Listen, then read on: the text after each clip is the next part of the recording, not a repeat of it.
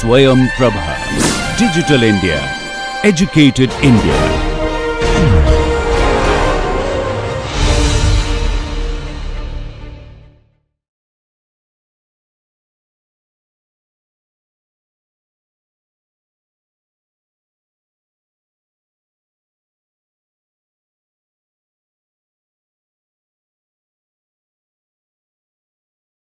So we'll continue on.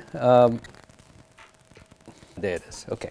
So we just stopped at what the reflection coefficients and the values approximate ranges are. So here, if you see the angle, things that is this when you see the angle of incidence, this is your reflected pressure. So the peak reflect coefficients are somewhere here, and clearly the pressures keep dropping. Now we come to perhaps there are two variations of this, but let's look at this particular chart or this particular graph.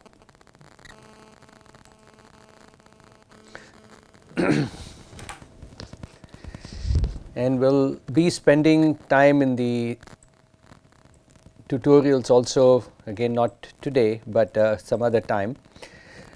So this is, and relates also to the question that was asked. So if you see here, this is also from the UFC 3-340, and here if you see, this is the positive phase. There is separate for negative phases as well, and then this is the parameters for spherical TNT. There is a separate curve for hemispherical TNT. So this is your building, and then if you have a surface, this is on the ground. So the terminology that is used, this is the this is hemispherical, and this would be spherical. So there is a similar curve. This is figure 2.7. Similarly, for the hemispherical, there is figure 2-15, and both are very similar in. Now, several things to note. Here, if you see, this is the scaled distance. This is in terms of course, feet per pound, and there could be, you can develop similar curves in SI systems also. So several things are there. The first one is your PR. So this is the reflected pressure, PR, and the scaled values go from 0, the number is taken out, I think it goes up to 10. Typical scaled values, now I haven't talked about, we've talked about the scaling. This is called mass scaling. So this is your R divided by W power 1/3 cube. This is also called the Hopkinson's cube root scaling. That's the terminology that is. There are other, we will look at that at some point. There are lots of other theories as well in terms of scaling, but this is one of the most popular ones. And here this is PR. The second one, if you see, this is PSO. So this is the incident, and then you have here these, there are 4 quantities, next 1, 2, 3, 4 quantities. These are in terms of scaled. So these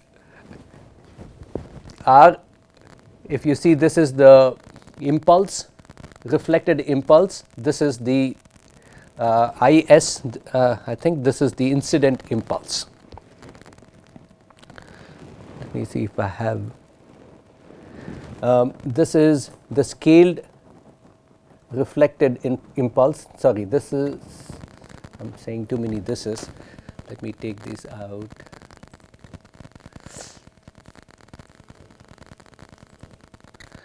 And when you open your 340, you'll see in a clear manner. So this is the scaled reflected impulse. So, and what's that? And this is your scaled. So some quantities are scaled. This is incident. So what you see is mainly, and then there are other quantities such as the arrival time, and then you have in this case, yeah, this is the solid line, this is the velocity that we talked about yesterday. You also have, so there are 7 such quantities most of the time, and this is the length, the blast wavelength. The blast wavelength is, they talk of a blast wavelength, it is nothing but the duration over which the blast is effective. So it's not quite the wavelength that you are looking for in a sine curve or any of the other periodic functions. So 7 parameters in figure 2.7 and figure 2.15 is the same thing for hemispherical bursts. So get familiar with these. You can look up the 340 and use these for some of, we will be using it for some of the problems that we have.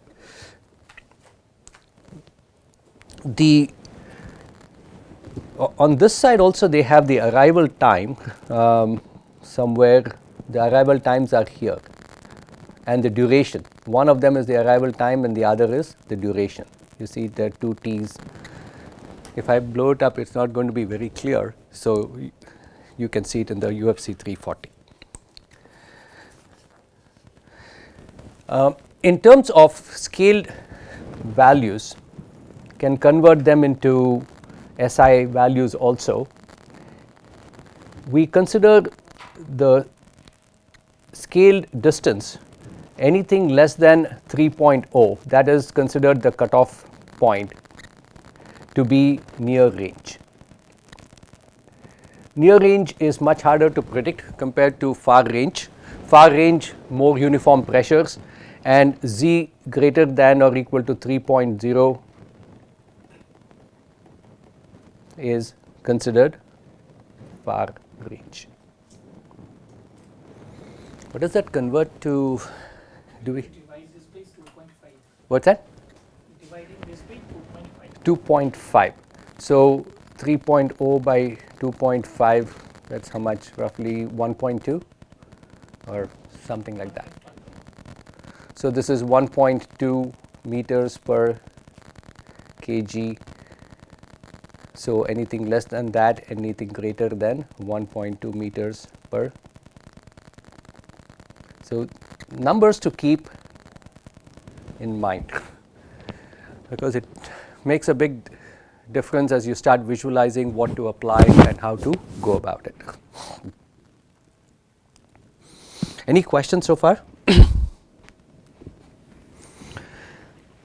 Now, other effects that we have mentioned, if it is there, you should consider. One is, we've talked about confinement effects. These are not applicable for the above curves, are not applicable for confined structures. As you can clearly see, this is for, as they call it, explosion in free air at sea level. So you have confinement effects. Confinement, as you can see, it's a complex interaction of reflected and your pressures that are still emanating at the same time. So you tend to have magnified pressures, and UFC again has a whole range of curves. Whatever you want, it's like going to a candy store and pick what you want. It's got a wide variety of choices, different configurations, different openings, those considerations, closed versus open, confinements, all those curves are all different there. And the next thing to keep in mind is also ground shock. Other effects, ground shocks, especially when you have surface bursts or hemispherical bursts as they are called, it tends to do cause cratering. Some of the energy gets dissipated. Cratering effects can have foundation care. So you need to, there are ways to calculate how much cratering, the depth of cratering, the width of the cratering, sort of hemispherical or more of a cut section of a. So in that shape you can calculate some of the parameters, and there are equations. We used to actually spend a couple of lectures just on cratering alone. I don't think we are doing it in this particular class. And ground shock, some of you may be working on it, is significant for what type of structures? Underground, right? Buried structures.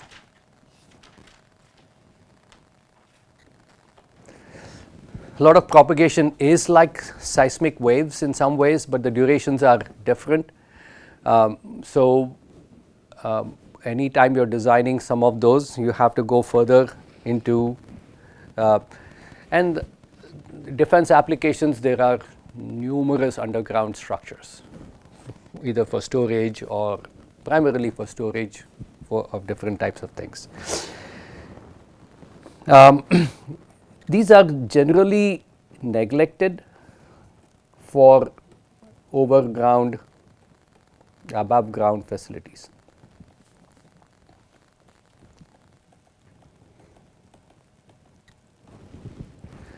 And then the third thing, I'll try to present a little bit of it later on, is fragmentation. So fragmentation, especially when you have explosives in a casing.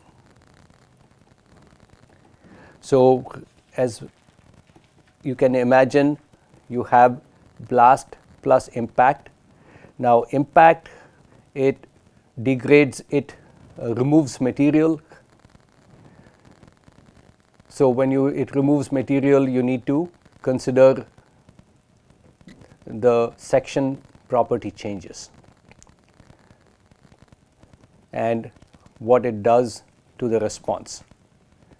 So as you can see, it's a fairly complex, but the UFC 340 does address that to some extent. Let me see if I intended to take one more picture, but I don't know if I did. No, I don't think I did. Yeah, let me show you this also.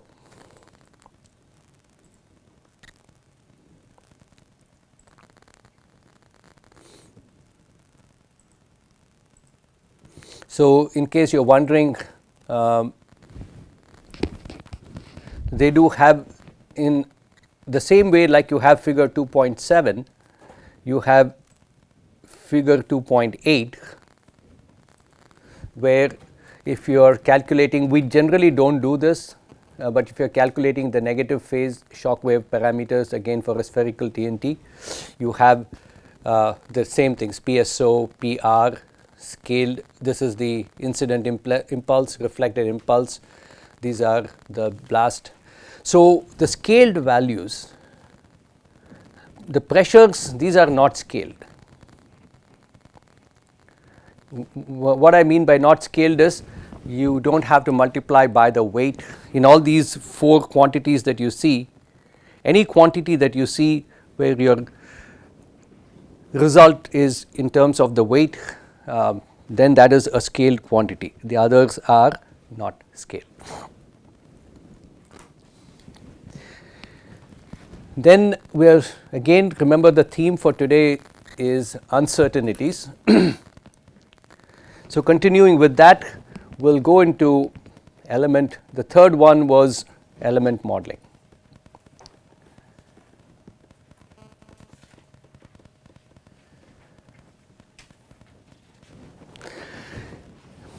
So we'll start with material parameters. For design, we simplify many things and use standardized curves. So the first one is, of course, you have strength parameters. strength adjustments or strength factors. And two of them that are commonly used are the strength increase factor. Both, especially concrete over time, does gain some strength, and you account for that. It's typically older structures that are subjected to these types of so you account for what are also known as SIFs. And then you also, even the same case with steel also, right? So when you have steel, you say it's 415 megapascals, that's just a standard. You test it, you might get definitely much more than that. So you have to account for those also. And just like in seismic you're evaluating the capacity of the structure at its limit. And then you also have what are known as dynamic increase factors. The dynamic increase factors are, or DIFs. This is, we were discussing over the break, the accounts for the effect of strain rate. So we know that all of you may be familiar with this, but if you see, let's say, the strength of concrete versus strain, if you have a normal loading, this is, let's say, normal loading, and if you're loading it at a much higher rate, you'll find an increase. So this is a higher rate loading. It might fail earlier, but definitely has a much higher, and this difference ratio, we account for it in terms of strength increase factors. So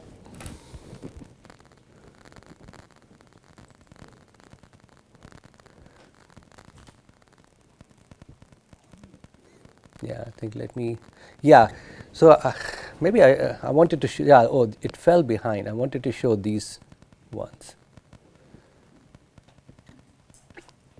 So, we'll keep it here itself. If you see the shape of the explosives, there are a variety of shapes that you have. It's not just a spherical one, and the shape of the explosive also makes a difference, but in our design we really are not accounting for it in any direct way. But coming down here, if you see, these are the different,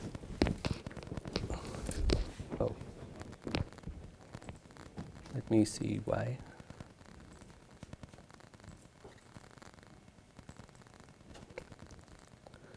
So I'm putting it here so that you can have it all in one document when you download it for reference for solving problems. So look at this a little bit in detail. If you look at concrete compressive strength, and it not only has for flexure, compression and direct shear, they have three different values. Masonry, then you have, if you see hot rolled steel, steel also is fairly high. Flexure and shear is 1.19, here it is 1.19. Shear, of course, is lower, here 1.1. And those are some of the other numbers for, this is irrespective of the units that you use. And what we were discussing during the break is it is dependent on strain rate, and it is really hard to measure at what you can see that different strain rates are going to have different ratios. So if you ask the question, what is the strain rate these are applicable for, it's really hard to answer that question. Now when we talk of strain rate, do you know what we are what do we mean by strain rate?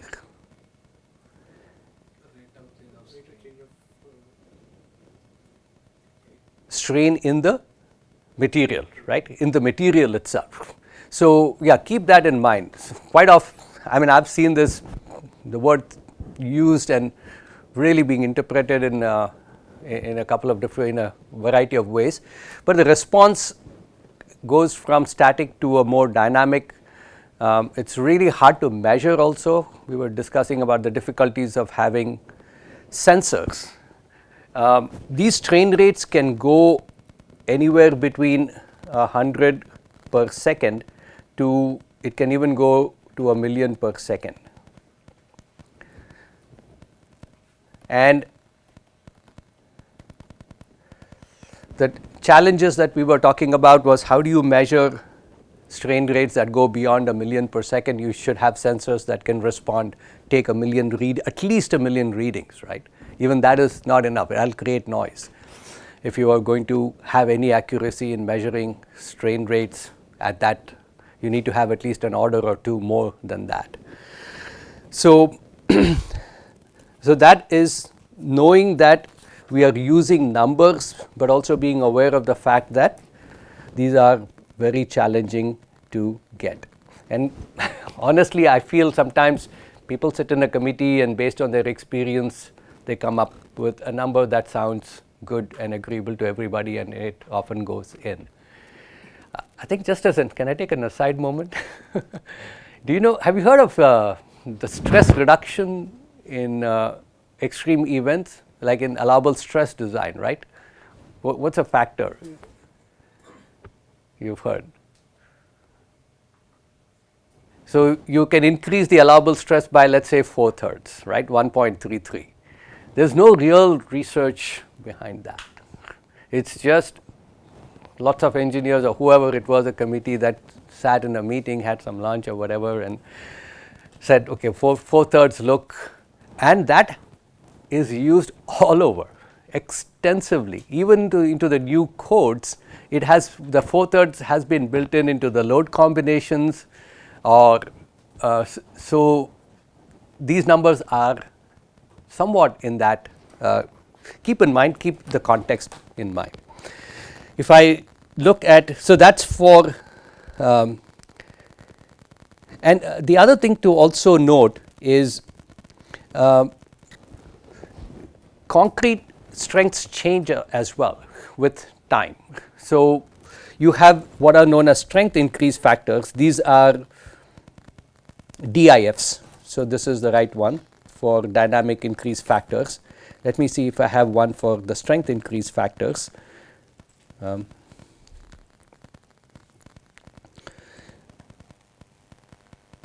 So if you, I thought I did, but I may not. But let me pull some of these, and you might be in for a good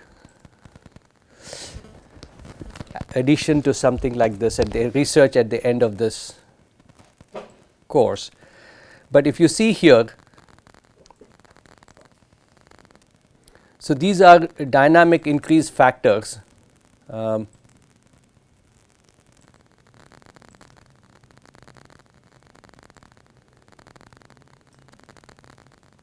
Okay, so this is dynamic increase factors for different types of steel. A36 steel, this is equivalent to your 250 megapascals, and your A992s are. So here you see this is the dynamic increase factor, and here the strain rates. Let me see if I may have a better. So this is starting from 0.001, and it only goes up to 100.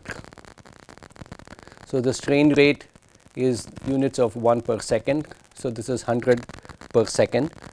And similar way, you have, I thought I had for concrete also.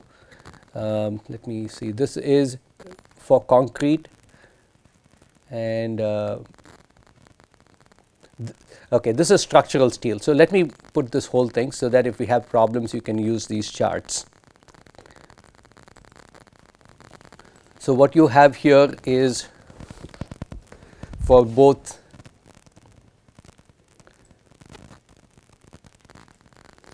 so this is the first one is for concrete,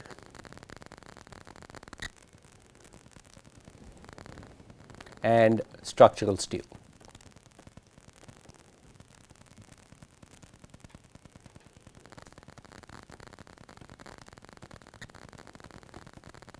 And this is for reinforcements. No, A36 is structural steel too. Maybe they are the same. Grade 40. No, this is not structural steel. This is your reinforcement steel.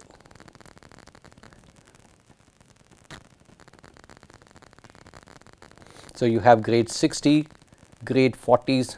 The lower grade steels generally tend to have, seems to have, this is both for FU, and so again you see the strain rates, it's not super high, going up to 100, and you can have increases of up to 70% as the strain rate increases.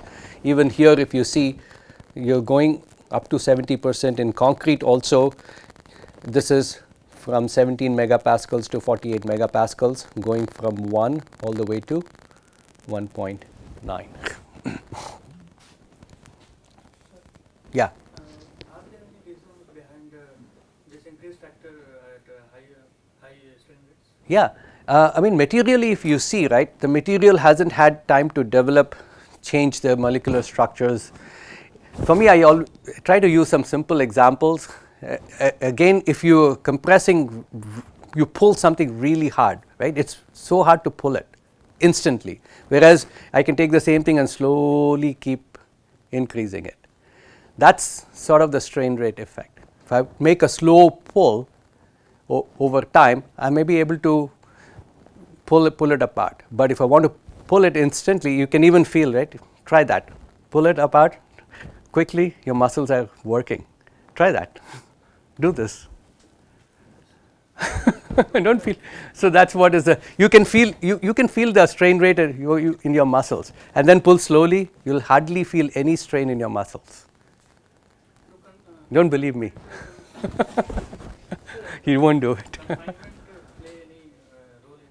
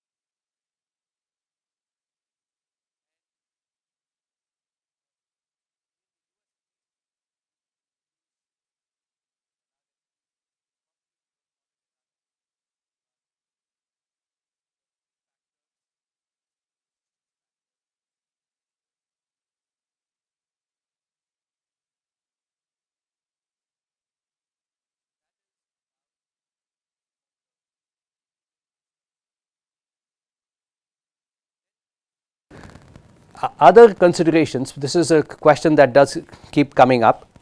One is damping. So structural damping, does it play any part?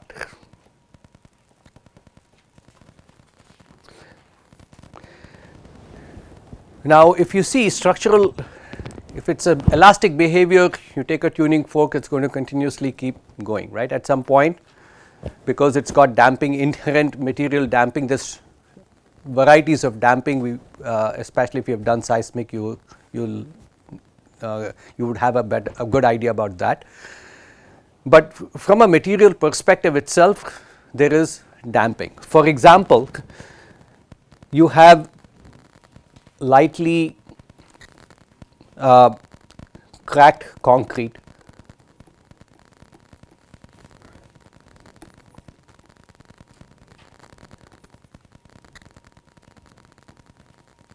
Okay. So lightly cracked concrete, the damping can be as much as 2% to 5%. Then if you have heavily cracked concrete, here you can have from 5% to 15%. And then if you have steel, bolted steel, these are just to give you some ideas. You can try I'm presenting some of these numbers because you'll have an opportunity to see if these make any difference in the response, or if you have welded steel, these are somewhere 1% to 3%. But in blast analysis, even for damping, you need time, because it is damping is nothing but energy dissipation, and in energy dissipation you need time for that energy to quickly to dissipate. In blast analysis, the time is very small, in milliseconds. So there are several things. We'll talk about that perhaps tomorrow or day after. You'll see that the response can be prolonged or short. We'll see different curves. Response is dependent on the inherent structure properties and the duration of loading. So since those things are uncertain, again that's the theme for today, we neglect damping. Or in programs, if you use, you have to give some percent. So this is 2% is 0.02. If you want to give, you can say 0.002 or 0.001 something, so that the programs don't crash numerically. Give a very small percentage. And if you want to study the effect of damping in some of your tutorials, you're most welcome to do it, because the program would be capable of incorporating it, and I welcome you to try that. Then, so that is one. The second thing is post yield behavior. So we are going up to damage. So most materials we are considering to go beyond the yield point or the maximum point. As we all know that different materials have different behaviors. For example, if you take concrete and you're doing a P versus delta, so here you might have a variation that looks like this. But if you take steel, for example, and you have, it might be more, and that should be a straight line, could be more something like this. And past that, this is the softening zone. The softening region may or may not be accounted for, but when you look at the stiffness, so you're taking these are some guidelines for using a program called Nonlin that we are going to come up with. So you have up to yield, you have a certain K1, and here, for example, this is K1, this is the initial stiffness or the elastic stiffness, and the stiffness, as you can see, is in either newtons or kips per inch.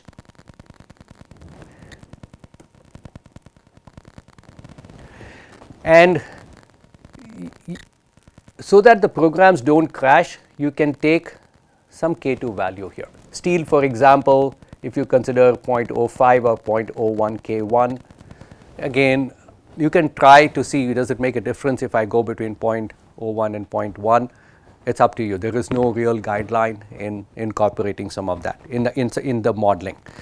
Whereas concrete, for example, you can perhaps think of it as 3 different stiffnesses leading up to. So we are linearizing the curve. This would be what is known as a resistance function.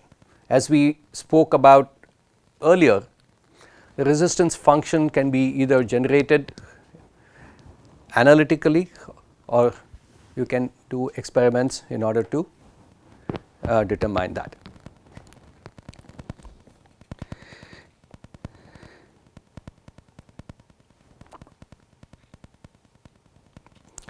We are not considering some of these single degree of freedom system analysis don't quite consider the tension membrane effect.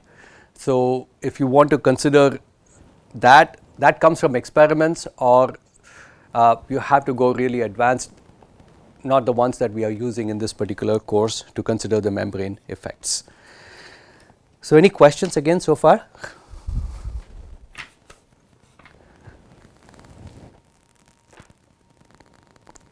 Then the third thing is support conditions.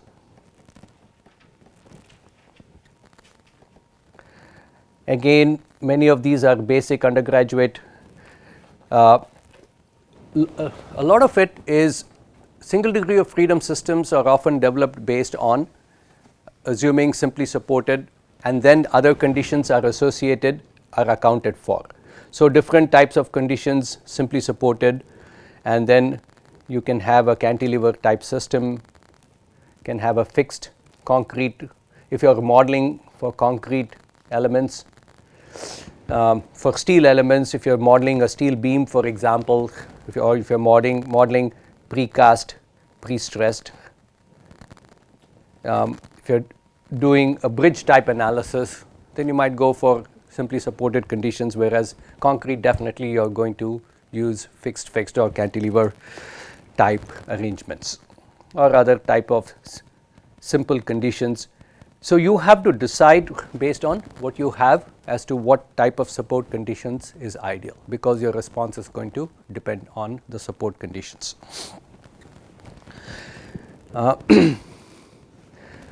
How are some of these accounted for in design?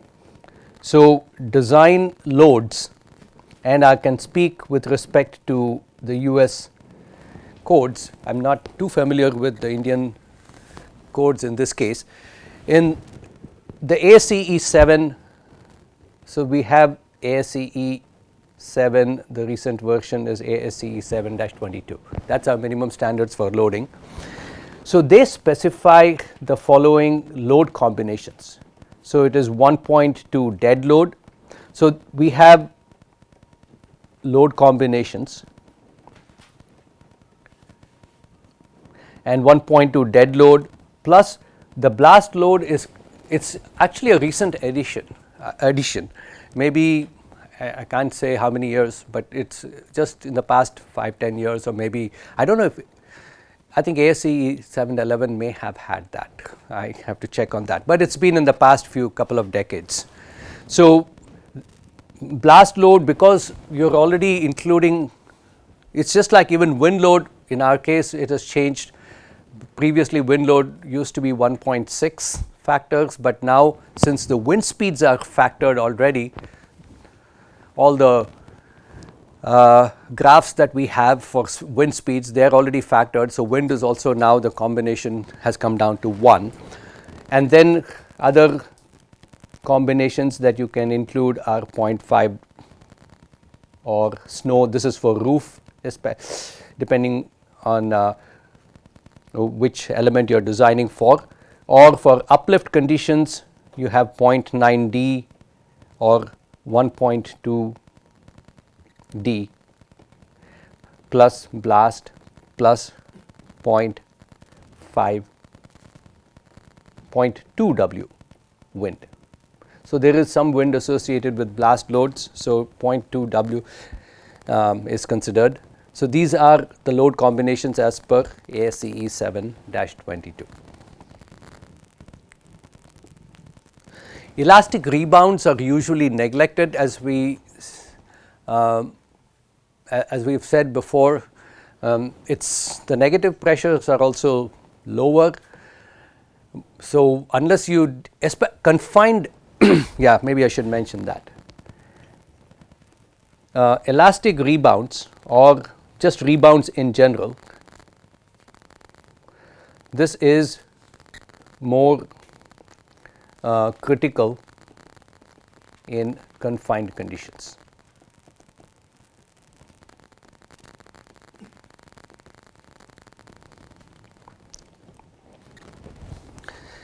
So, that is as far as some ideas into modeling. We looked at materials, we looked at dampening, we've accounted for stiffness, we've accounted for loading. So that leads us to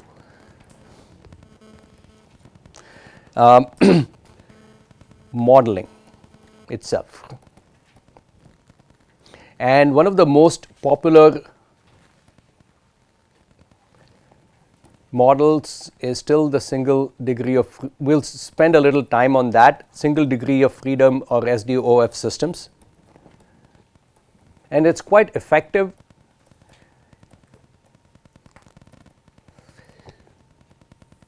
Especially if you are looking at designing beams, slabs, even for that matter, things that are fairly, you can fit into one of these conditions. You can model them separately. Loads are different, so you can model them separately and you can come up with their responses. Now, what do we mean? I'm sure most of you know it. The thing to keep in mind is when we look at a degree of freedom, right? A degree of freedom in any structure is associated with, again, just some basics, your displacement degrees of freedom ux, uy and uz. So when you're looking at finite elements, when we talk of degrees of freedom, this is what comes to mind. At each node for you have the same thing. Of course, here they are constrained. And then you also have your rotational degrees of freedom, theta x, theta y and theta z.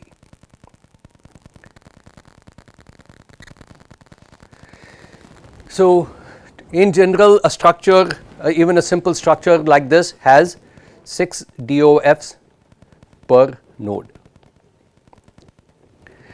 But what we talk about here is not quite, this is the finite element representation, but now we are talking of a structural degree of freedom. So when you have a loading, whatever be the loading on the structure, here it's going to deflect in a certain manner. Let's take any type of loading. What we have to do is, this is the term for equivalencies. We convert it into one.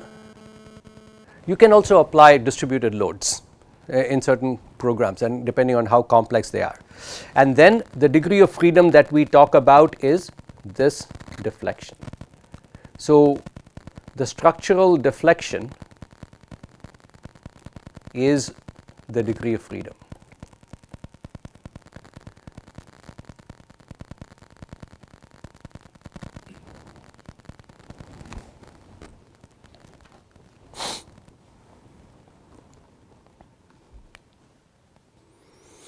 And so when we take this structure and we say this is equivalent SDOF model, we are going to convert it into a spring system with the load applied, and we are looking at the delta that is the same as here, right? So the stiffness again that you use, it depends on several things. It depends on your boundary conditions.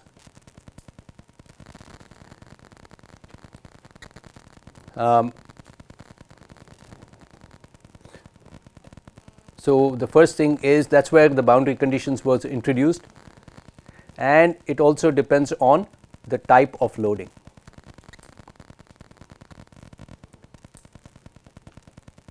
So all these, when you model them, you take this structure, apply a load, you take this structure, fix it, apply a load, or you take this structure, just some simple cases, apply a distributed load, or you take this structure and apply a distributed load. All of them will have a different stiffness. You're all familiar with this, right? Calculate from your deflection equation, and so these are analytical expressions of, these are coming from analytical expressions of your deflection equation.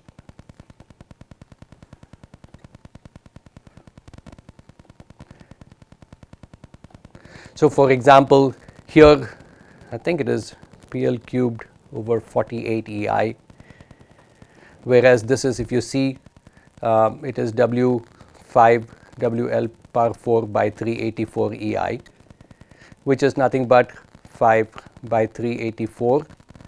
WL is P, L cubed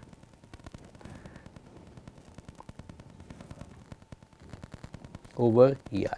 So, your elastic stiffness in this case is going to be 48 EI by L cubed. So, dependent on the load, this is K1 here, K3 is 384 EI by 5 L cubed.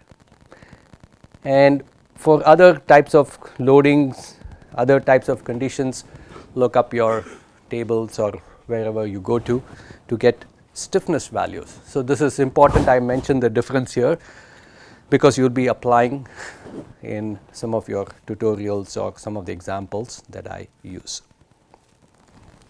Any questions so far?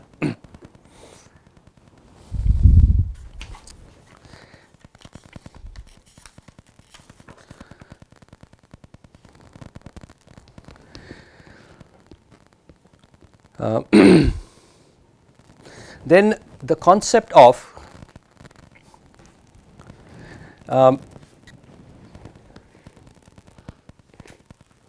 this is modeling. So, this is the effect. There is a concept of equivalent mass.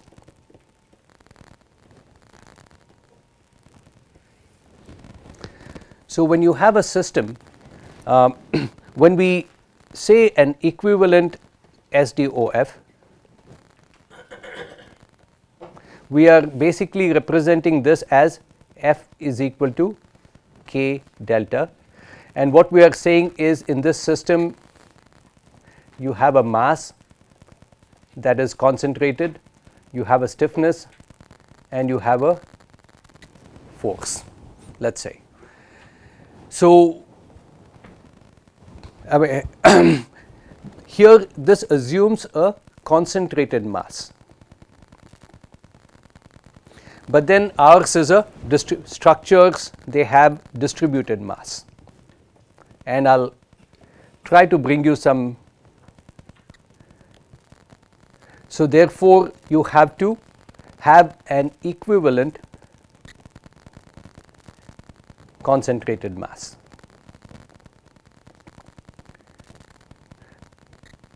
So, you convert the distributed mass into an equivalent using a certain factor. So, that is another consideration that you have to keep in mind.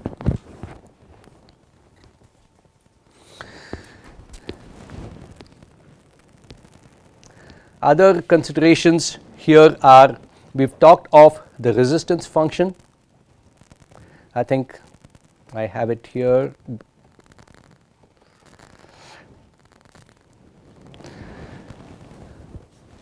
Now, what are some ways of doing resistance functions? For example, if you are, and we will go through this. So, this is more not in terms of force versus applied deflection, but this is in terms of the resistance from the structural perspective. From the structure, what is the resistance, and then what can you use beyond that? So, how do you calculate Rn? I have already talked about the stiffness. If you have something like this, you can represent, we have seen how to calculate the stiffness. I have also shown how to use the mass, but we will also see this is usually from your design equations.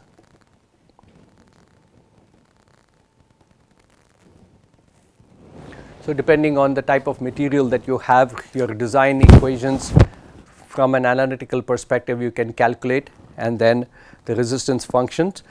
And it is, just for the sake of completeness, let me mention that at least the program that we are going to use, it's going to have resistance functions K1. It's going to have options of three different resistance functions. Of course, it does not account for post peak behavior.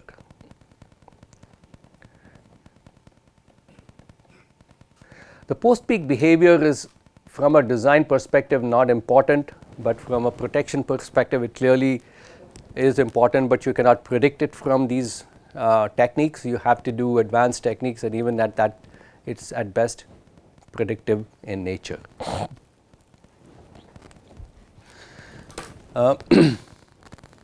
Other concepts that you have to keep in mind is some of the force parameters. The concept of FNR, which I call it FNR, this is nothing but, and it's fairly obvious to see it, it's the remaining strength. So the remaining strength is the total strength that you have minus the strength that is required to carry your dead loads, live loads, and the wind loads. That's what is available for blast resistance. And somebody was asking me with the applied loads itself. These are, you can take your pressure and multiply in whatever way. We convert most of it into some kind of a force. Even if you don't calculate moment resistance, as you will see, you will convert it to some kind of a force, and then that force is the equivalent applied loads. Again, this is a guideline. Often if your F naught by FNR is less than half, typically you will have an elastic response.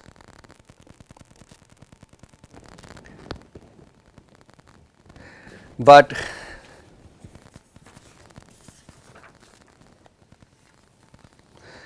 if you have F naught by FNR,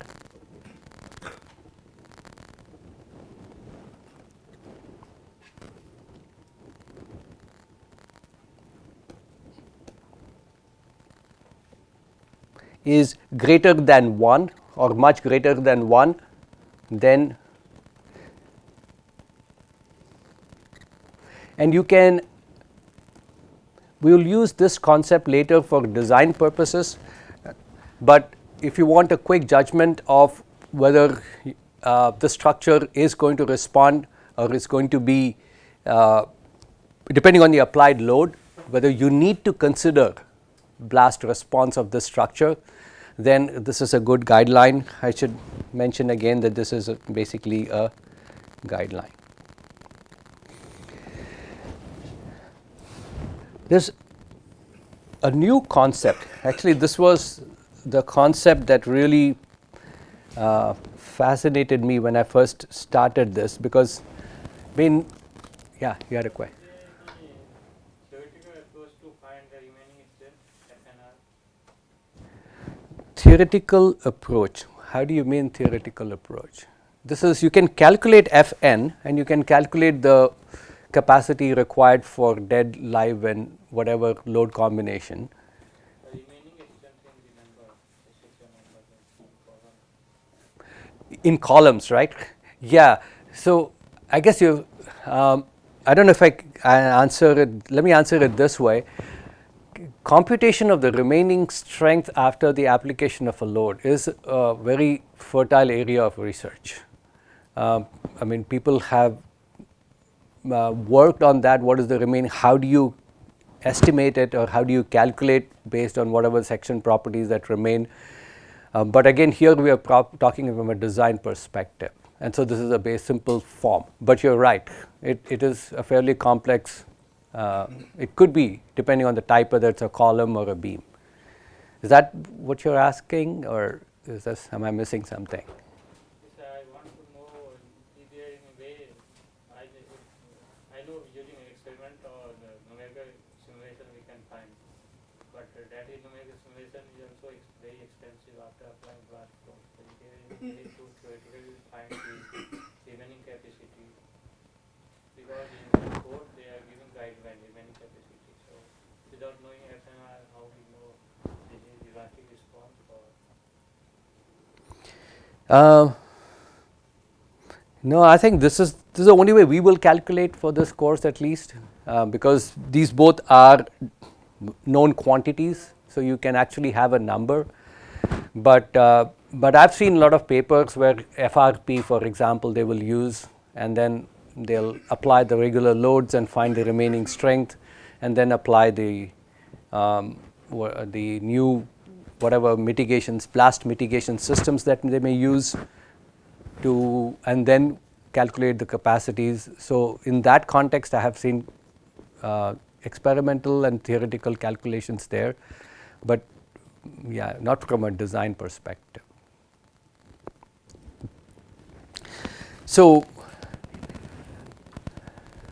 this is a concept, as I was mentioning, that I was never exposed to. When you have a regular structure, right? Let's start with this. I have a simply supported beam. I apply load. If I want to calculate my deflection, what do you do?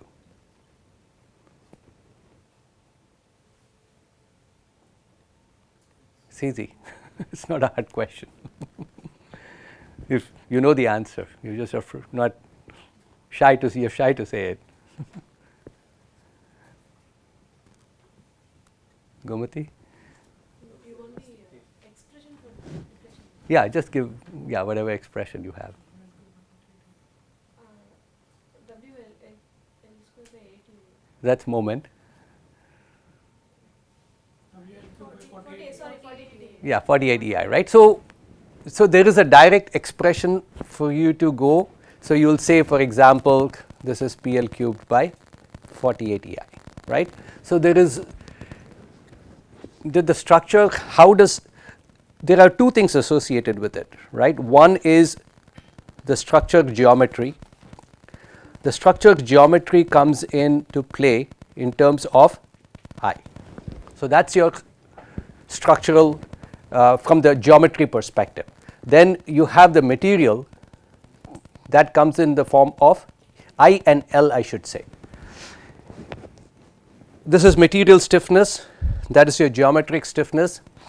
Combine them, you have your structural stiffness. Nowhere have we considered other material properties, other structural properties. If I take a structure like this, right, and I say this is an equivalent spring. Let's say I'm putting a mass out here, and let's say I hang the mass. Now this structure is going to have a natural frequency, right? Every structure has a natural frequency. Did that come into picture here? No. So you have the natural frequency. So this is the circular natural frequency, and then from here you can calculate the omega is, this is in radians per second, and then you can calculate the time period is 2 pi by omega, right? So this is your natural time period.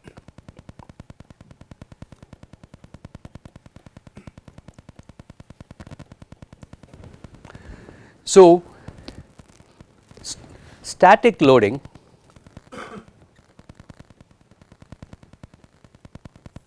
is independent, or I should say the response is independent of the dynamic footprint or the dynamic properties of the structure. Even in seismic loading, this doesn't come into play much. But in extreme environments, when you start, you will see that now here is independent, and secondly, you also have the load duration has no effect on the response. Well, you might say if I keep the load for a long 5 years, it creeps, but that's creep. That's different. Again, that's a static behavior, right? But here the immediate response, so the deflection response in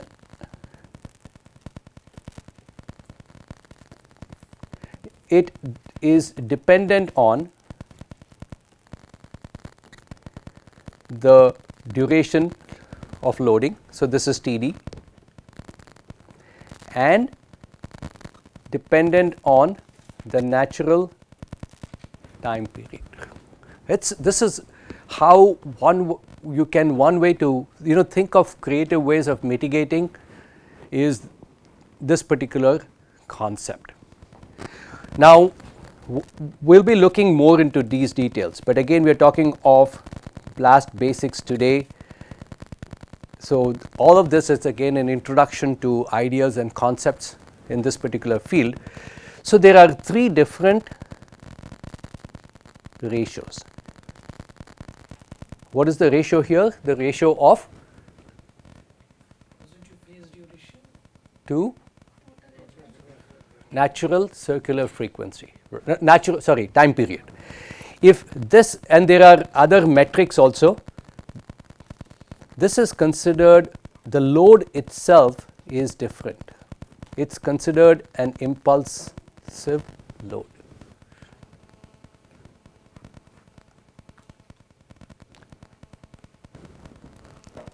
If it is between 0.1 less than Td over Tn to 1.0, this is considered to be a dynamic load. And if Td by Tn greater than 10, you can even go up to 10 here. Again, these numbers are not etched in stone. As you know, these are today's, a lot of it is still uncertainties. So, but roughly it's considered, this is considered quasi-static. Can you give me an example of the last one? Which UT machine. In natural phenomenon, buildings, any examples of quasi-static? Wind, right? Wind load. Yeah. So, wind, even if you see seismic, right, that goes into minutes. Your natural frequency, your time period is certainly not in minutes, even for buildings.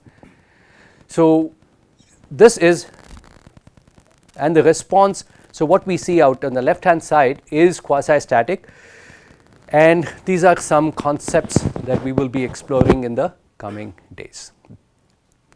What is one good example between impulsive?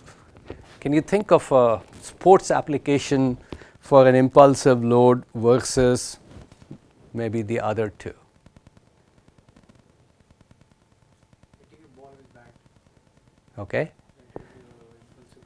that is impulse. What would be an equivalent quasi-static in that situation?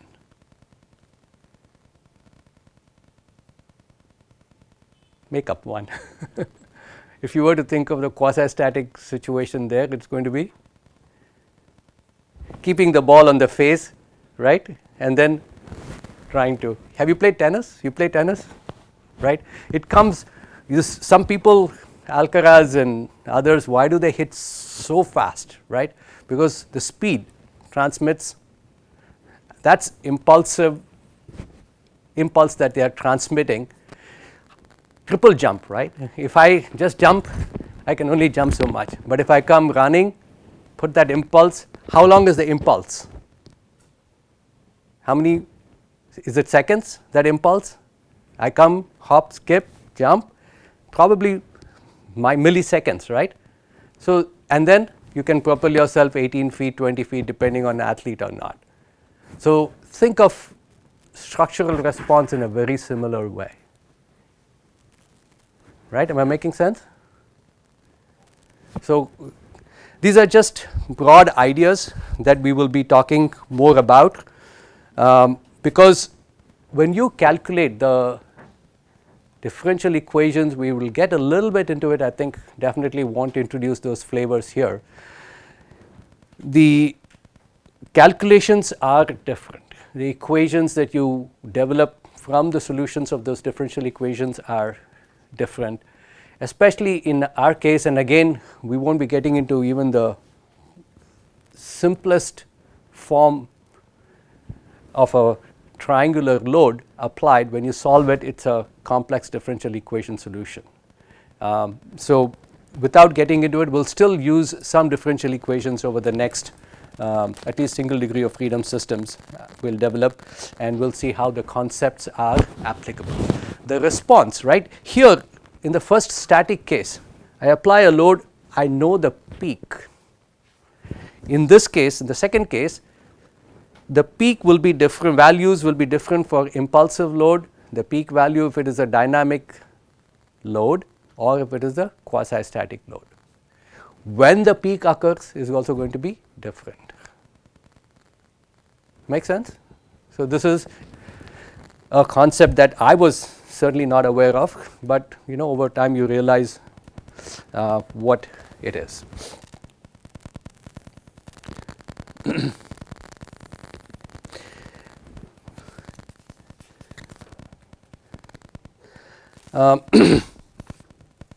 We haven't done anything for a tutorial problem yet. Let me see if I can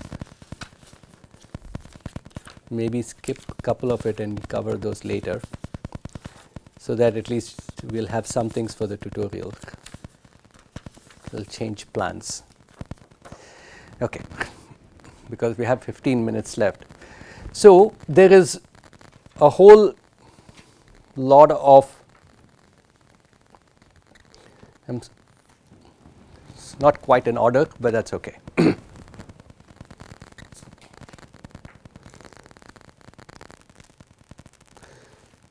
So, when you are in this field, you will see this being talked about.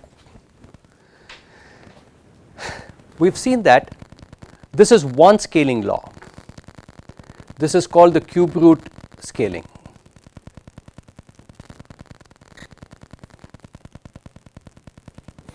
And so, cube root scaling is your R divided by W power 1 by 3. What does this mean? We have seen earlier that the pressure values are dependent on Z.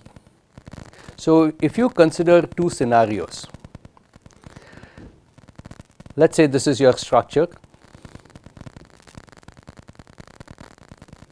and you have an explosive. In this case, this is R, say R is 100 feet and this is 1000 pounds. Same thing in this case, but now this is 27 pounds at, so we'll keep this as R1. The pressure on both are the same, depending. So, the Z in this particular case is R, and I have chosen numbers so that it is easy to calculate. So, R by W power 1 by 3 is 100 divided by, so basically this is Z is so many feet per Now, here if the Z is the same, the pressures are going to be the same. That graph we showed, right? Of the Z value you can calculate. So, for same Z,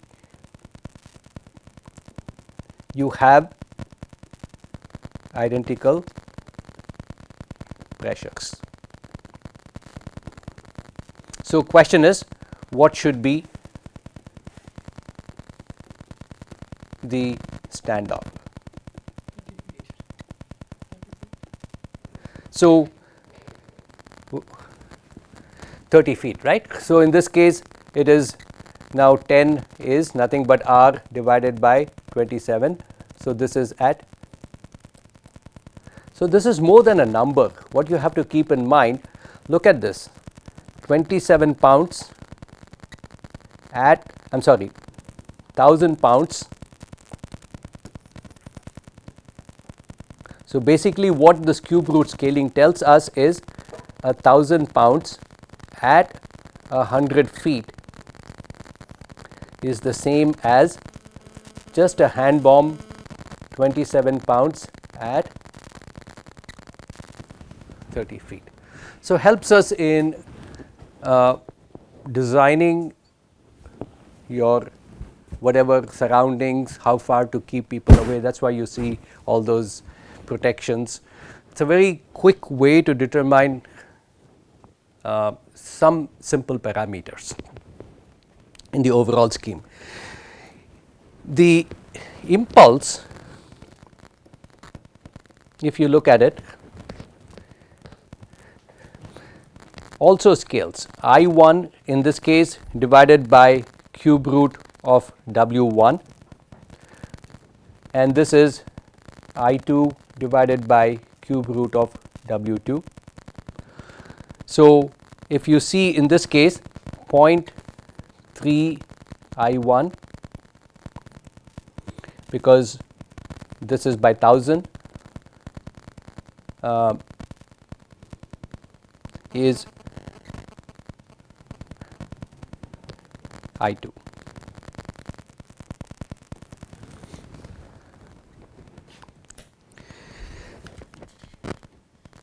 So, peak pressure, what you see here is peak pressure, note the difference. Peak pressure is, it's a simple example, but there is a story behind this. Each one of these have something to focus on from a concept, from the response perspective. The peak pressure is the same for both cases, but impulse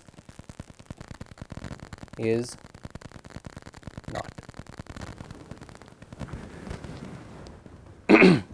And remember, there are three variables. In blast, primarily there are three variables in terms of loading, pressure, time, and impulse. Impulse, as you know, is the area under the pressure time curve. So, either you consider P versus T for loading, or you can also look at P versus I. That is where some of the pressure impulse, we talk about it, the pressure impulse diagrams comes into play. What it says is you can have, for example, a structure with different pressures, let me put it this way, for different combinations of pressure and impulse, you can have the same response in the structure. You can change the pressure, increase the pressure, decrease the impulse, response is the same. Decrease the pressure, increase the impulse, response is the same. Some of these concepts again are not quite applicable to static loading that we normally use.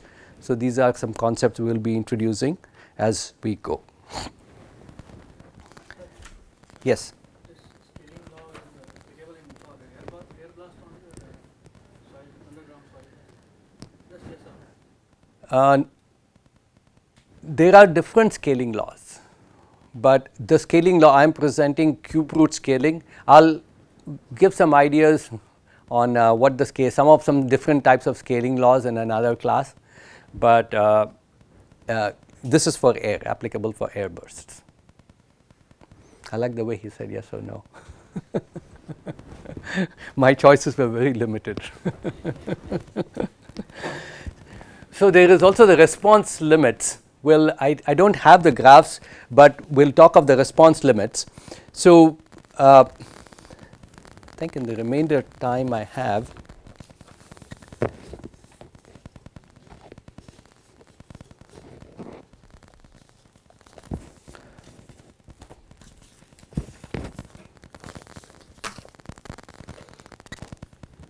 let me see if I have that. That might be the best thing to do now.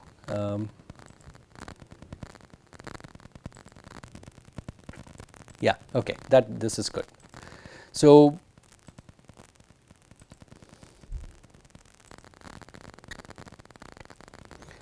let's say,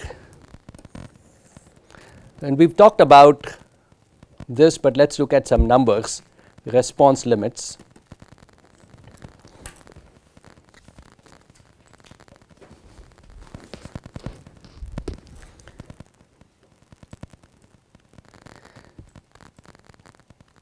And if you can't see some of these well, let me know. I'll try to upload your pictures. Oh, what happened? I didn't touch anything. I hope it got saved. Oh, it came back. Okay, let me save that. It came back. No, but screen. Yeah, it just went blank, but I think it is. I can feel it heating up. I don't know if that's an issue. Yeah, that's what then it'll give me more. Yeah, I think this is perfect for the time we have. I know you must all be hungry too. So if you see, this is, I don't know if it is clear enough, but I'll try to. Several things to observe here. This is limits on, remember mu, we call this the ductility ratio, and theta, this is the support rotation.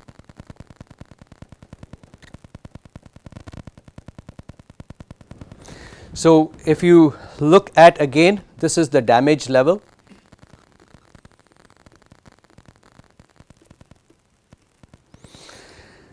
And if we look at, say this is RC, reinforced concrete.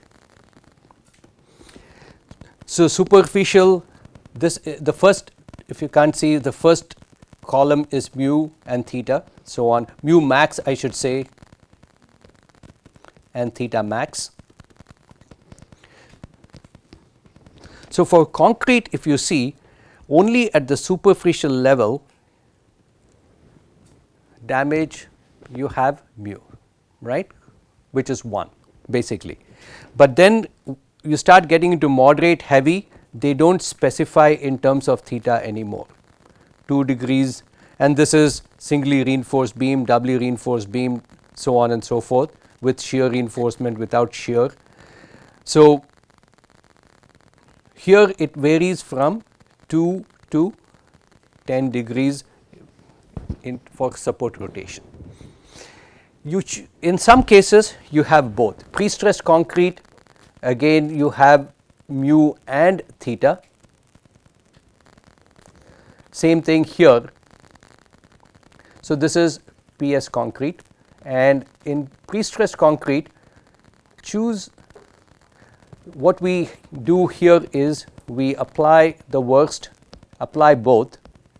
As you can see, the choice is basically apply both, limits, and choose. the worst. Lowest load or the load, the least load that causes either one of them. So, and here if you see, this is for pre-stressed concrete, it goes 2 degrees. Numbers are again what we are all about. Masonry, it goes up to 15. This is masonry, reinforced especially. Now, if you look at structural steel,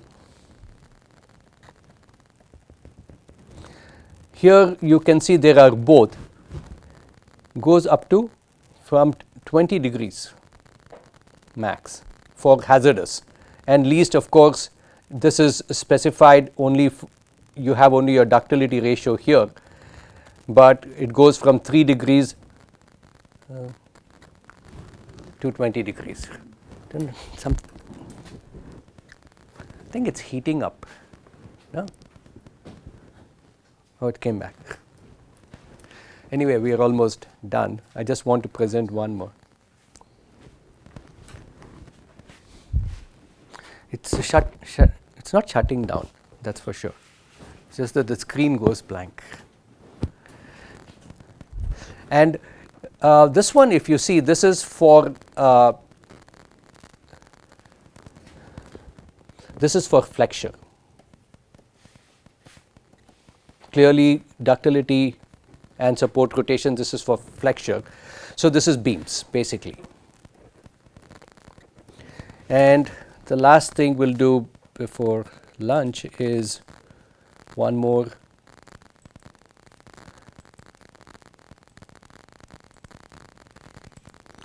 Is if you're working with columns,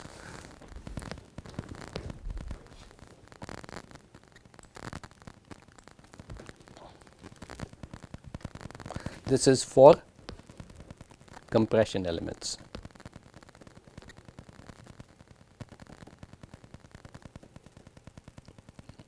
Basically, you're looking at, and in columns you see the same thing. RC is only 2 degrees, and again here you're looking for theta max except superficial, and you have FRP also, some composites, structural steel, hot rolled structural steel, it's a little bit higher at 3 degrees.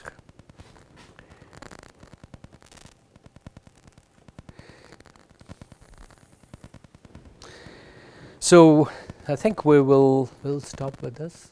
Yeah. So for the tutorials We have some questions associated with the familiarity of the code.